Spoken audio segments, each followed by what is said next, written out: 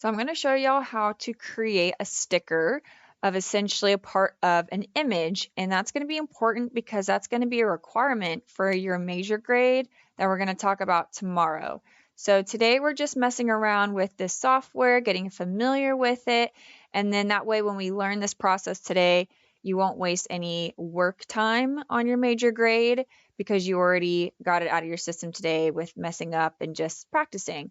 So before we get started with using Pixlr, I want to make sure that we all have a photo of an animal.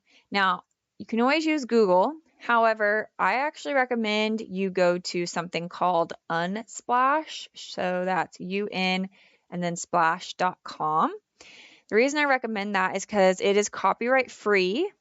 But not only that, they are insanely high quality photos. I mean, look how adorable these little puppies are.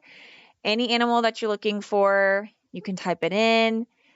You can be very specific. But again, these are really high quality photos. So I highly recommend you use Unsplash to find any of your future photo needs. Now, once you have saved the photo, not just copied it, but like actually saved it to your computer, we are going to start the process of Pixlr. So Pixlr is Pixlr.com. So you want to make sure you're always typing that in correctly. Now you're going to scroll down and you're going to have all these options. You don't need to worry about any of these. All you're going to click on is right here. You need to click on Pixlr Editor. Once you've gotten here, you're going to hit Open Image and you're going to locate the file that you just saved, aka your animal. Now for today, I'm going to use my little puppy Bear, and we are going to start the process.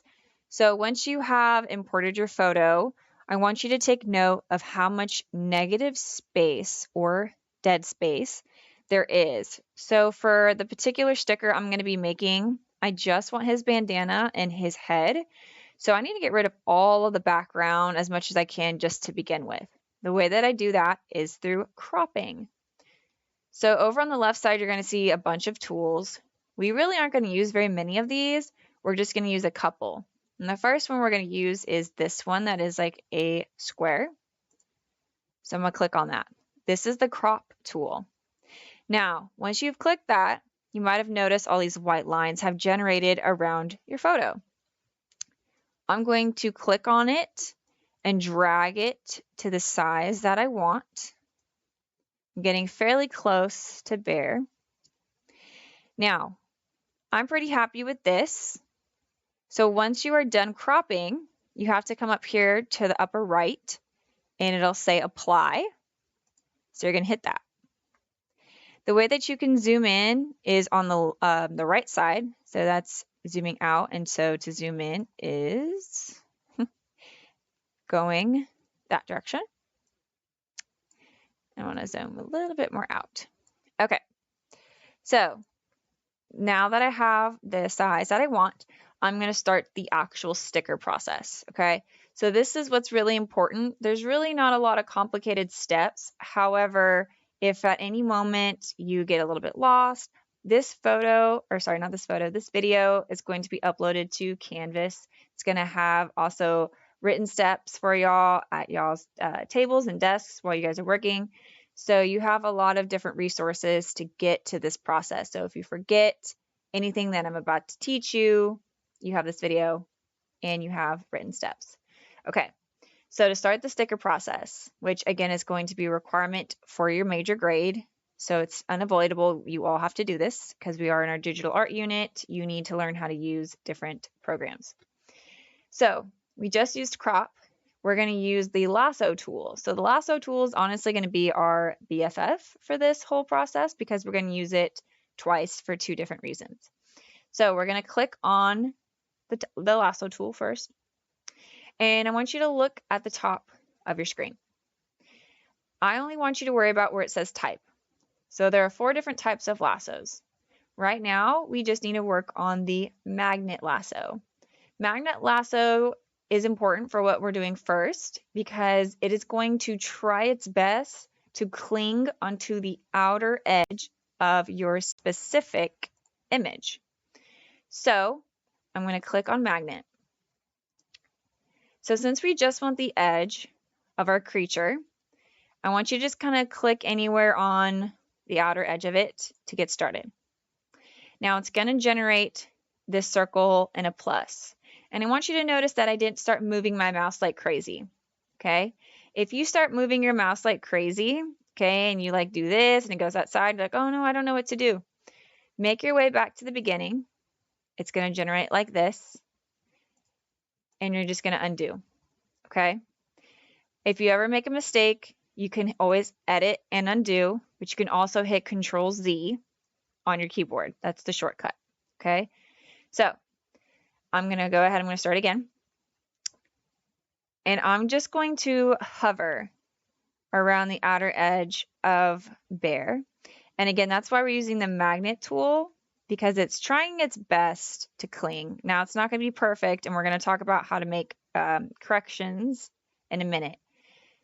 And I am not really clicking. You can click every now and then if it makes you feel better, but if you click too much, it'll like kind of freak out and you'll have to start over. So you just want to make sure you're being very mindful of where your mouse is. You don't want to go too fast. You don't need to be so picky. So again, if you notice, it's not the most perfect outline. It's better to have more space, so I did that on purpose, just to show y'all later how to edit that out. It's better to be further away from your creature than too close and accidentally cut something off, because then you'll have to just restart. And again, I did not click like crazy. I'm literally just hovering my mouse. All I did was just hover. Okay, so now that I'm back to where I began, I'm going to click again. And you're going to hopefully notice that it kind of lights up. Now, what we're going to do is from here, we're going to go to Edit. Then we're going to hit Cut. And now our creature is gone. So to create the sticker that we're wanting, we're going to go to File. We're going to go to New Image. And we're going to hit Clipboard. Then Create. Now, if you're unfamiliar with this checkerboard, this is essentially a transparent background. So it's not going to show up when we go to save it and put it onto Canva. It's just to show you, hey, this is like going to disappear, basically. Okay, so now we want to make our sticker reappear. So we're going to go to Edit.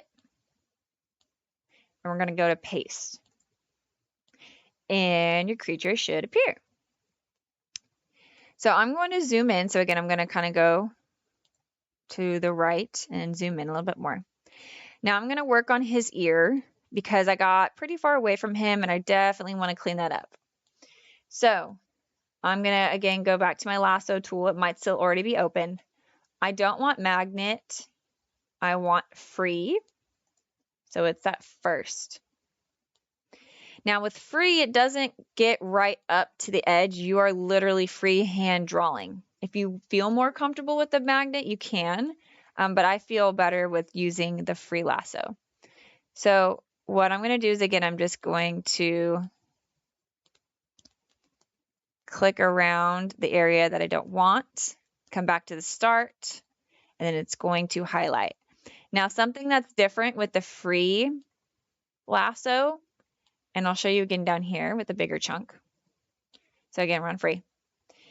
When we were doing the magnet, I told you don't do a lot of clicking. Your mouse is just going to glide around the edge.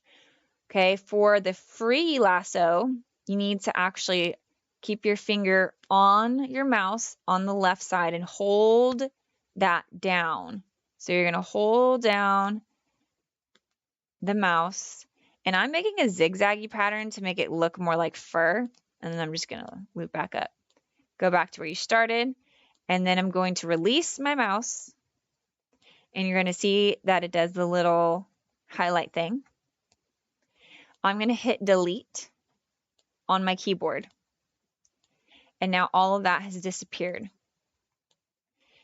And like I had said earlier, it's better to have extra space to cut away than it is to try to get too close and then you end up cutting something off. All right. Now, I don't want to sit here and edit every little thing in front of y'all because I want to show you how to get onto Canva. Okay. Now, if you're super happy with how your sticker looks, then you can go ahead and export and I'll talk you through that process. However, if you kind of want to play around with some of the other features, you can either go to adjustment, can make it black and white. You can go to filter, play around with all of that. So it can like turn into a mosaic, all that fun stuff. However, I can actually do some of those same features in Canva, so I can show you how to do that. But again, you can adjust and you can use the filter. However, I just did it a second ago and it didn't actually change. So if you are interested in adjusting or using a filter, I would maybe recommend you play around with those two features before you turn it into a sticker. But otherwise, I'm going to show you how to do the exporting. So you're going to go to File, and you want to go to Export. You don't want to go to Save. You want to go to Export. You want to make sure that you're clicking on Quick Export Image as PNG, not layer, but image. So you're going to click on that. It's going to pop up with a place for you to save your specific sticker, name it whatever you want. I made sure that it's in my pictures file. I'm going to hit save. And then you're going to want to go to Canva. For today, we're just practicing with kind of using the software. You can practice making stickers of other things other than animals if you'd like cars, people, whatever. Just again, getting familiar with the program itself. So I already kind of made the little mini project that we're doing today with another picture of bear, because of course. And so today what I want you to kind of play around with is making a movie poster with the creature that you've made. But again, what we're doing today is not a grade. So if you just kind of want to practice with the software, practice playing around with Canva more, I'm totally cool with that. But we all need to practice using Pixlr and creating a sticker. You absolutely have to practice that today. Okay, so let's say you get into your Canva, you've started a new design, whatever it is that you've looked up template-wise. If you go to Uploads, okay, if you go to Upload, then you go to Upload File, and again, that's where you're going to locate your sticker. So here he is in his glory. It's loading. And the way to just take that little sticker is to just literally click it, and it'll generate into your design. Now, the cool thing about Canva is that you can still edit just the sticker you've made. So if you click on the picture, you can come up here where it says Edit. And you have other features that you can play around with. So you have different filters. And these are some of the more cool ones in my opinion. So you can add shadows, and you can create different color shadows. You can add different directions. You can give it a cartoony border like it's an actual sticker. This one's really cool because you can change the actual color that your image is, and this might actually come in handy with your project tomorrow. There's a lot of cool options, and again, you can change the color, which is so cool. So again, I highly encourage you to seriously play around with all the different features that you guys have access to in Canva, and just have fun with it because, oh gosh, he looks crazy now. Because when we start our project tomorrow, you want to make sure that you're using your time to really focus on your project and not so much experiment. So really, really get it all out of your system today. Okay, that is essentially all I have. Again, this video is going to be posted in your resource slide on Canvas. I want you to play around with the program, making sure that you're creating a sticker. You can practice making a bunch of stickers. And the goal for today is just be overly familiar with all the programs. If you have any questions, don't hesitate to ask. Always happy to help.